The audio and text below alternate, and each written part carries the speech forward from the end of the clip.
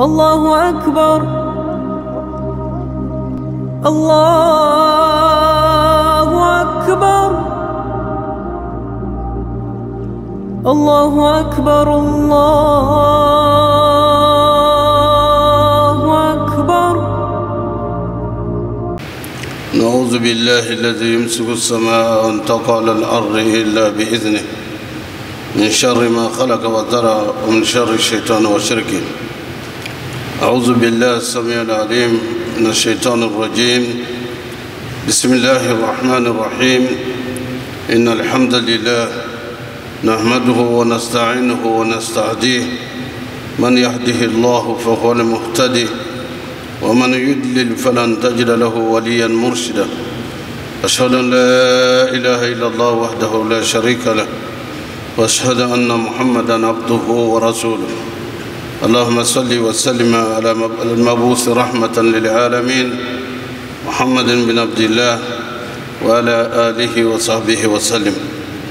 Chers frères et sœurs, Allah subhanahu wa ta'ala nous dit dans le Saint-Coran, Bismillahir Rahmanir Rahim, wa zakir fa inna zikra tanfa'ul mu'minin. Rappelez, car le rappel est utile aux croyants sincères. En effet, nous parlons aujourd'hui de la vie du prophète Mohammed sallallahu alayhi wa sallam. Et nous allons parler des événements qui ont précédé sa naissance et les événements qui se sont produits pendant sa naissance. En effet, nous savons tous que la Kaaba a été construite sous l'ordre du Seigneur du monde par Sayyidina Ibrahim alayhi salam et son fils Ismaïl.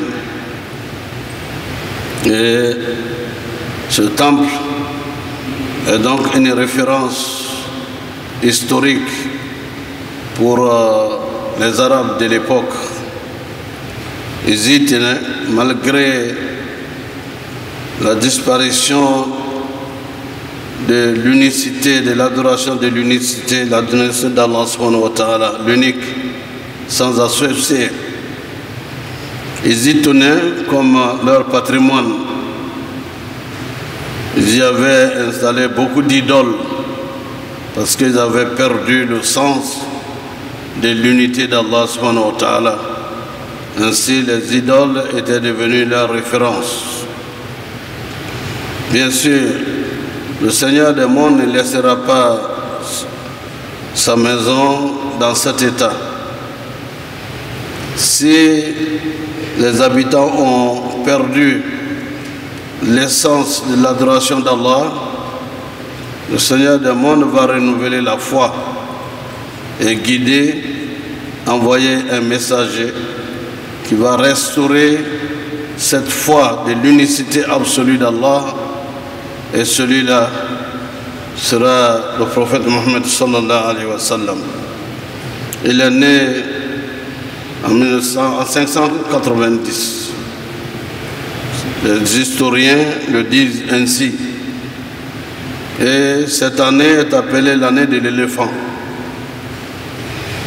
En effet, un roi à l'époque qui s'appelait Abraha, il était au Yémen, chrétien, avait construit un grand temple, une grande église, et voyait que malgré la beauté qu'il voyait dans son édifice, les Arabes n'acceptaient pas de venir adorer ce qu'il voulait qu'ils adorent dans son temple.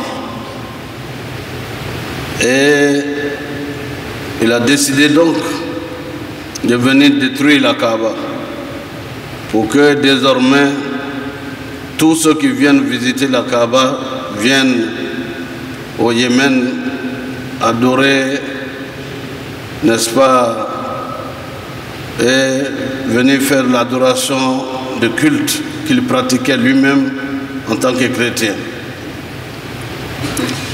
Les gens l'ont dissuadé et les quelques rois qui étaient là, parmi les Arabes, se sont levés pour pouvoir l'interdire, mais son armée étant très forte, il a vaincu toutes les oppositions qui étaient autour. Abraha fut résolu pour dire finalement il faut détruire la Kaaba. Sinon, mon temple ne trouvera pas de fidèles et d'adorateurs.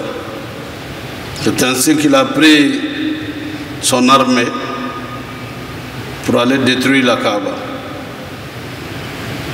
Et cela est relaté dans la sourate que vous connaissez, sourate Quraysh, où Allah subhanahu wa ta'ala dit أعوذ بالله من الشيطان الرجيم بسم الله الرحمن الرحيم لإلاف قريش إلافهم رحلة الشتاء والصيف فليعبدوا رب هذا البيت الذي أطعمهم من جوع وآمنهم من خوف.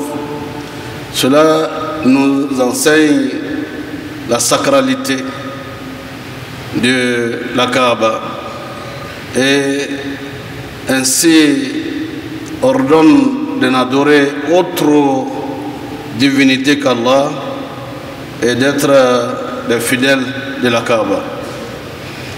Et l'autre verset qui a été révélé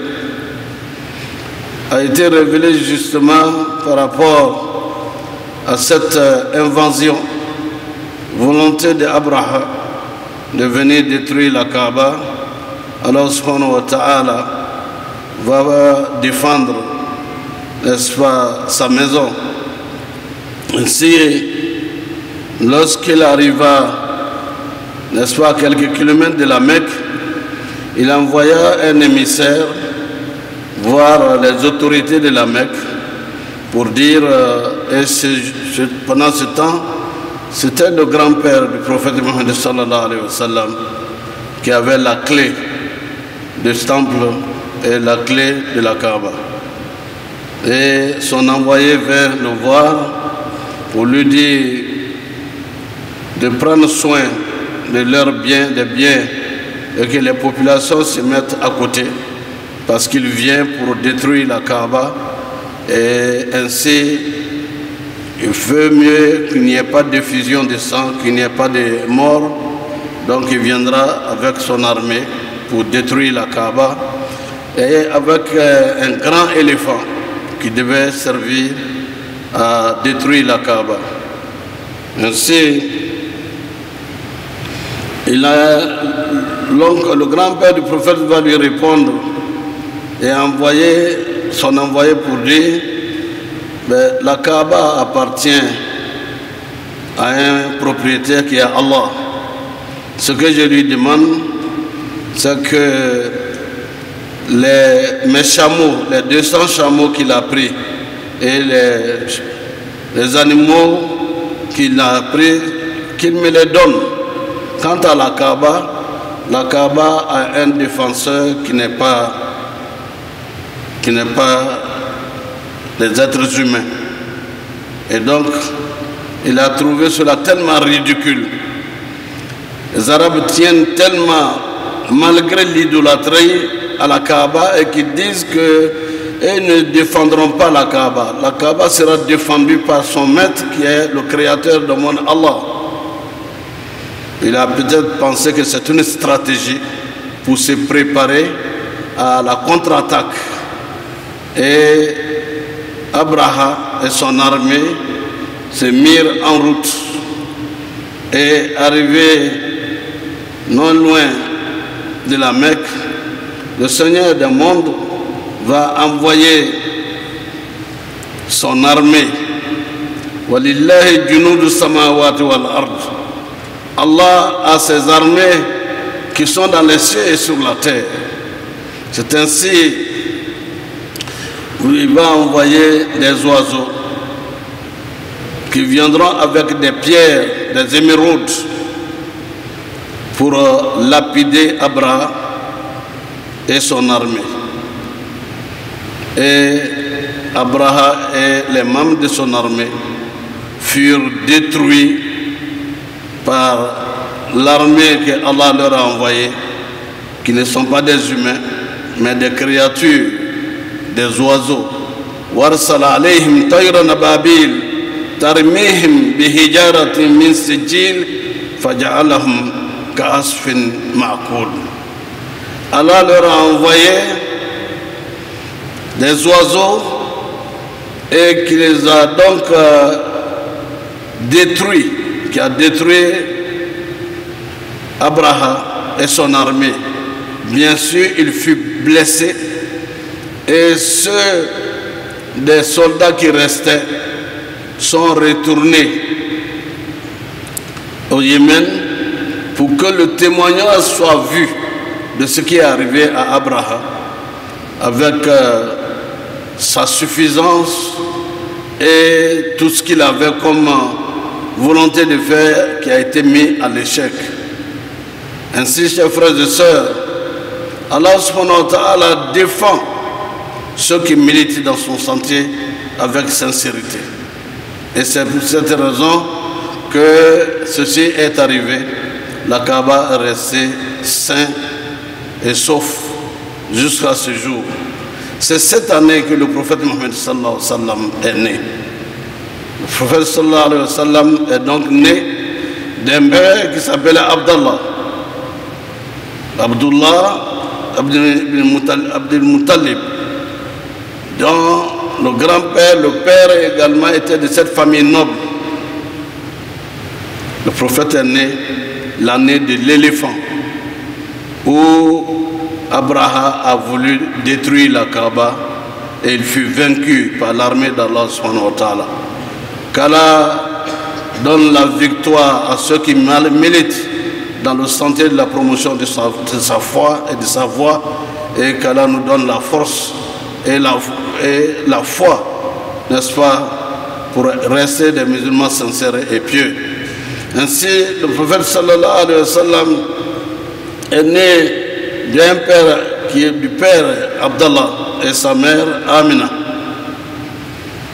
Avant sa naissance, son papa a rendu l'âme lors d'une caravane commerciale où le grand-père avait envoyé son fils pour apprendre le métier du commerce.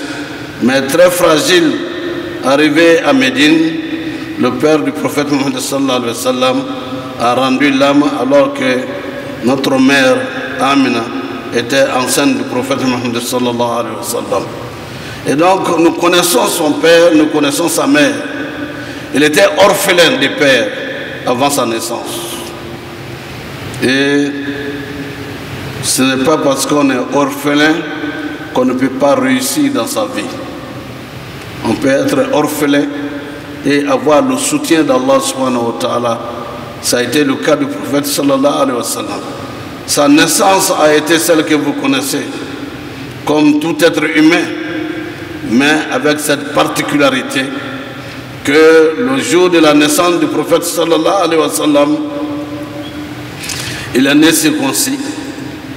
Et les matrones, comme sages-femmes on peut les appeler aujourd'hui, étaient autour de la maman, mais au moment de la naissance du prophète sallallahu alayhi wa sallam, elles ont perdu l'attention et se sont orientées ailleurs pour ne pas voir leur partie intime de la maman du prophète sallallahu alayhi wa sallam au moment de l'accouchement. Le prophète est né sallallahu alayhi wa sallam et très purifié, il avait été déjà lavé par les anges. Cela paraissait très curieux. Et l'information a été donnée à son grand-père, il était très heureux. Même celui qui est devenu le pire ennemi du prophète sallallahu alayhi wa sallam après, Abu Lahab, a libéré sa servante par la joie qu'il a ressentie à la naissance de son neveu et de son petit-fils, le petit-fils de son cousin Abdul Muttalib. Lui, il a entendu que le fils d'Abdullah est né.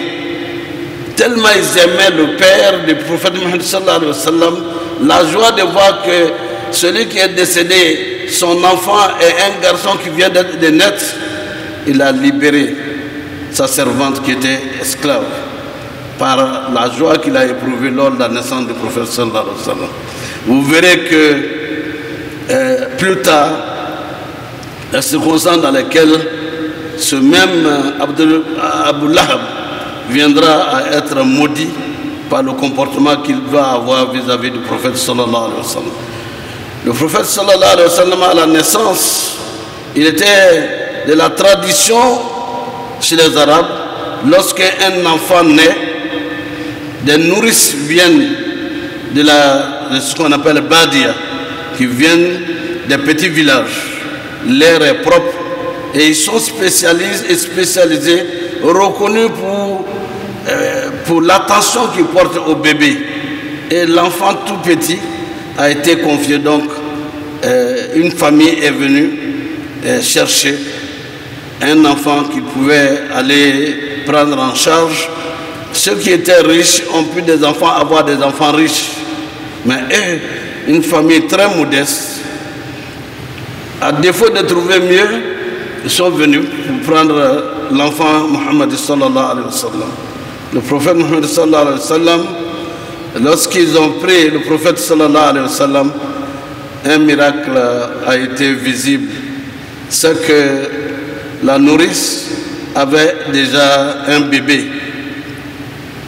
Le prophète sallallahu alayhi wa sallam, lorsqu'il tétait à un sein, il ne tétait pas. Quand on lui donnait l'autre sein, il ne tétait pas. Comme si on lui disait qu'il a l'autre enfant qui est son frère ou sa soeur devait être allaité. La famille était si pauvre qu'il n'y avait pas beaucoup de lait. Mais lorsque le prophète rentra dans la famille, la maman avait le sein rempli, les seins remplis de lait. Ils ont dit, ça c'est extrêmement, c'est miraculeux et c'est extraordinaire. Ainsi, ils vont retourner à la campagne. Alors que leur monture était très fatiguée en venant, ils ont senti une certaine santé renouvelée de leur monture. Et ils allèrent très rapidement pour aller chez eux. Et c'était une nouvelle joie inexplicable parce qu'ils sentaient que cet enfant n'était pas comme les autres.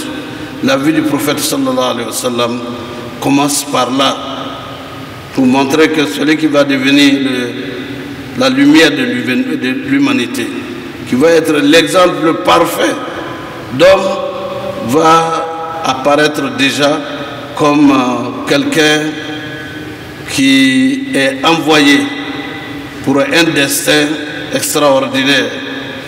Une fois arrivé, le prophète sallallahu alayhi wa sallam est resté avec cette famille et jusqu'à ce que le prophète sallallahu alayhi wa sallam eut la visite de l'archange Gabriel qu'il ne connaissait pas.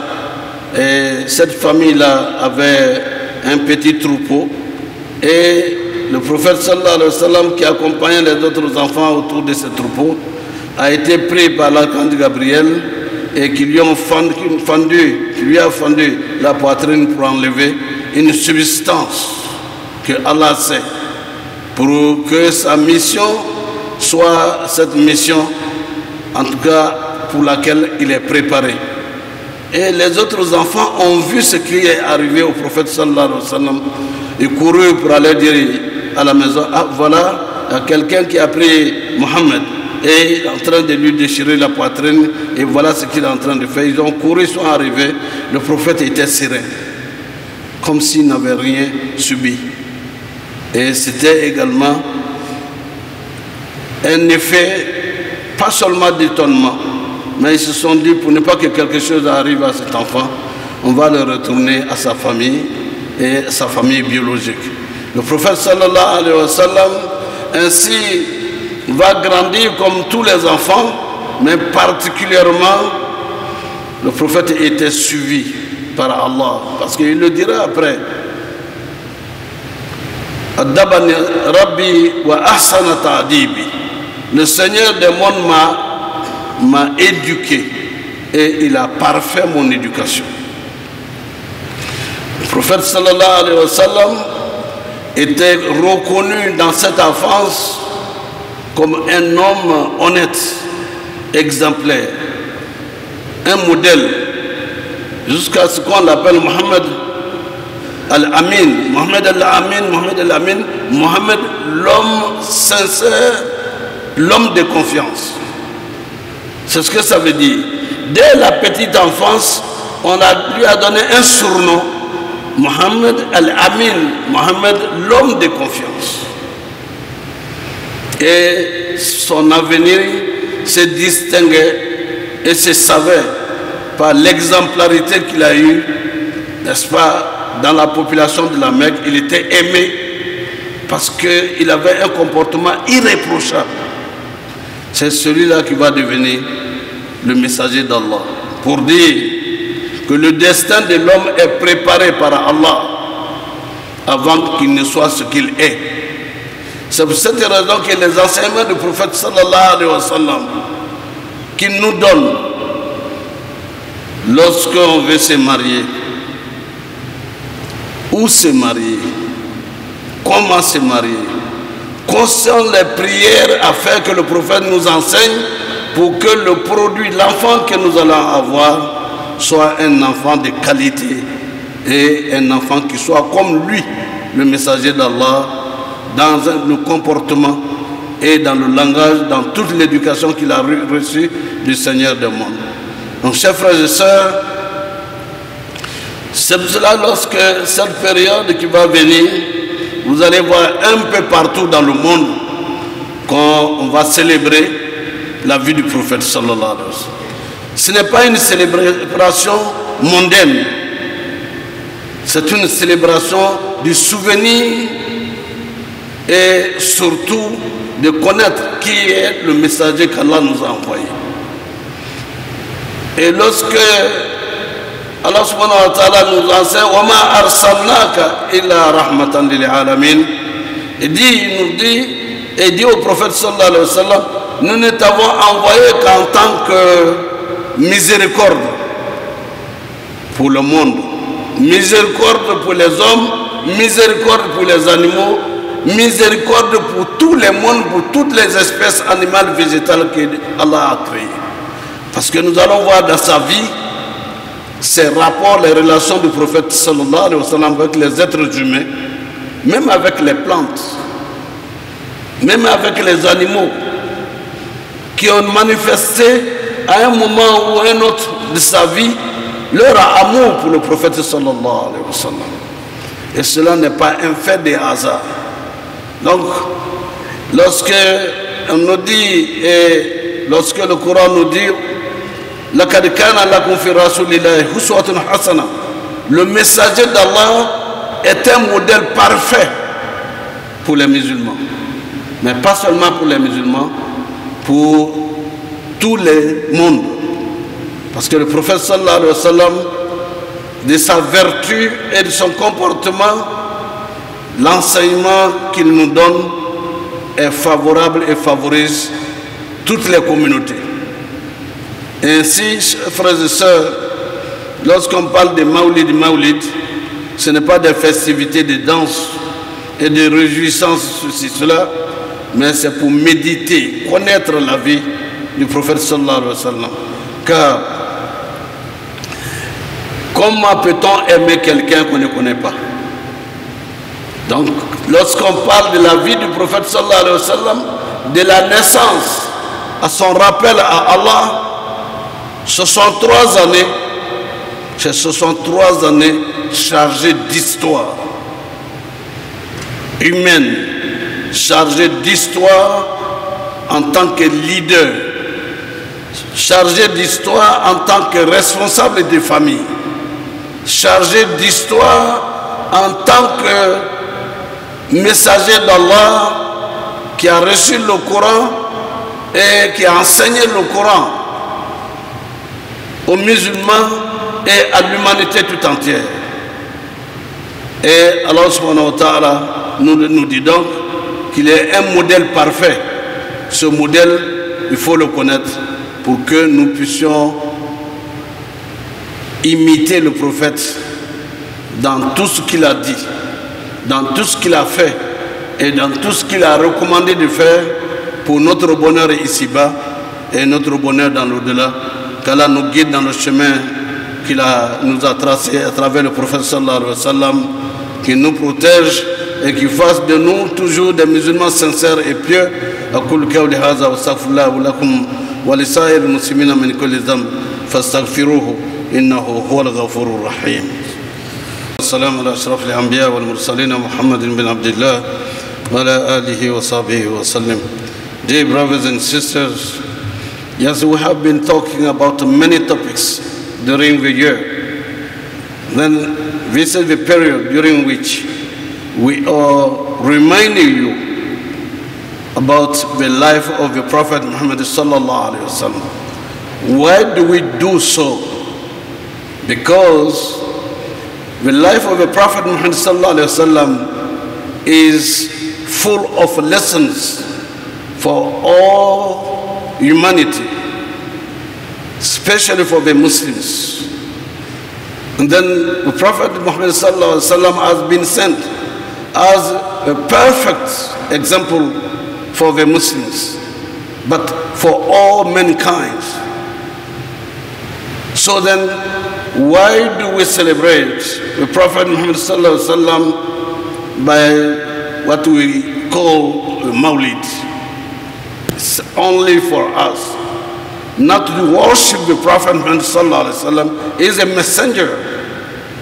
It's not. He has never claimed to be kind of God, but he is the messenger of Allah, chosen to guide us in the right path. So then we have to know the generations of Muslims, now and forever. We have to know his life, about his life. Not especially to know how he has been born. We know he has been born. He was born in Mecca. His father Abdullah and his mother Amina, the slave of Allah. The name of his father Amina means security. The worship Abdullah and Amina, the security. So then we know that. We know his parents, his genealogy. But at the same time, what we need to know how the Prophet Muhammad has lived and how he received the message of Islam, the Holy Quran. How has he implemented the Holy Quran for us, for all mankind? He has given the lessons of peace to the world. This is the name of our religion, Islam. Islam is peace. And the Prophet Muhammad has been the best example of prevailing peace. Not only for Makkah, but for all over the world. From its period and to this period, the teaching of Islam is so. So we have to know the Prophet Muhammad because his life is for us, for the youth, for women, for men, for Muslims, even for non-Muslims. So we have to know before we implement what he has ordered us to do in our daily life.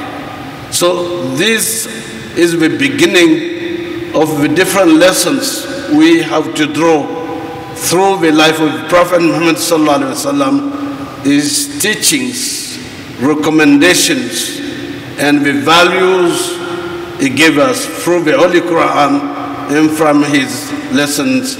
We pray Allah to bestow his blessing upon the Prophet Muhammad sallallahu alaihi wasallam and upon our communities as Muslims. Ambadesa mawanya batu ala minaya, ala limina dama, ala hakli madama. Ambe kumana minga min wati beinikasi, ala chibwa sallallahu alaihi wasallam, aywa ala kachi kakechide minga fsa chedembe. Asorocho adena kumauka. angalo adamadenu ababe abat awulula ni bale anifa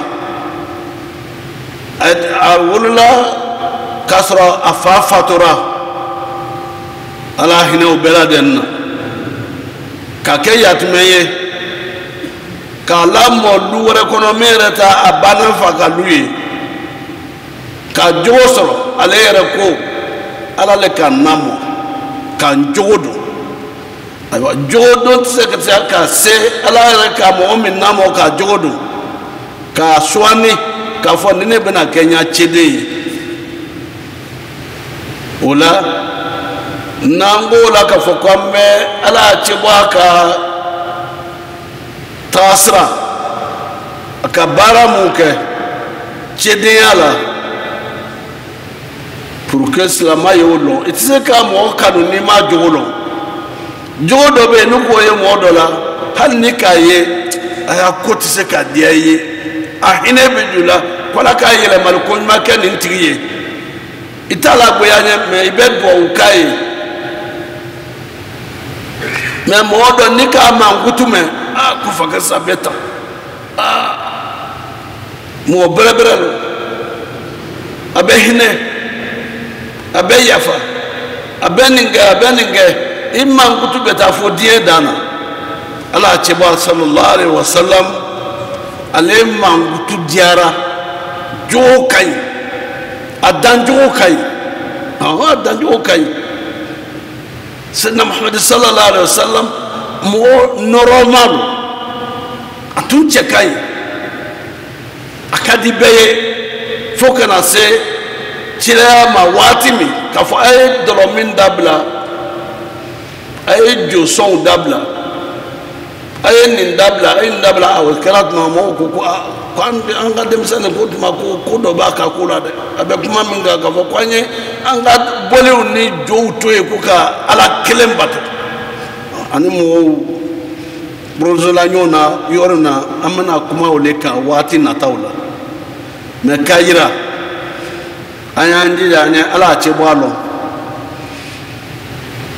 na kanudo na anjusula ako kwanye bara mu ke obenno yanye nandongo ke anduye benya ala be arjine dama kiyama tuma ka akanido anjusukuna ala mu kelanye ala che bwa sallallahu alaihi wasallam kan faraka jon senma ka kiyama lara lona ala mu kelanye لكنا نبلى على السترة لكنا نلبو اللهم ربنا تقبل منا إنك أنت السميع العليم وتب علينا يا مولانا إنك أنت التواب الرحيم واغفر لنا ذنوبنا وكفر عنا سيئاتنا وتوافنا مع الأبرار اللهم أعز الإسلام والمسلمين وذل الشرك والمشركين اللهم انصر عبادك المؤمنين في كل مكان اللهم انصر من نصر الدين واخذل من خذل المسلمين في كل مكان يا رب العالمين اللهم اضرب الظالمين بالظالمين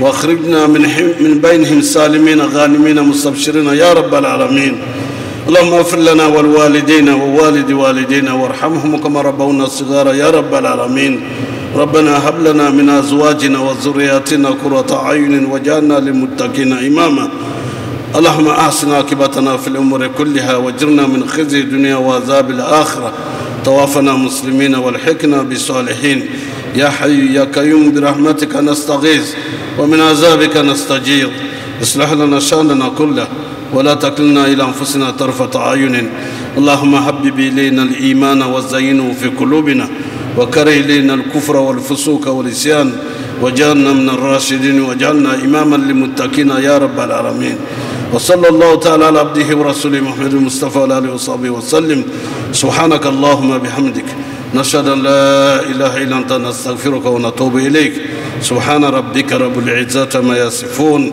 والسلام على المرسلين والحمد لله رب العالمين كم الصلاه الله أكبر الله أكبر الله أكبر الله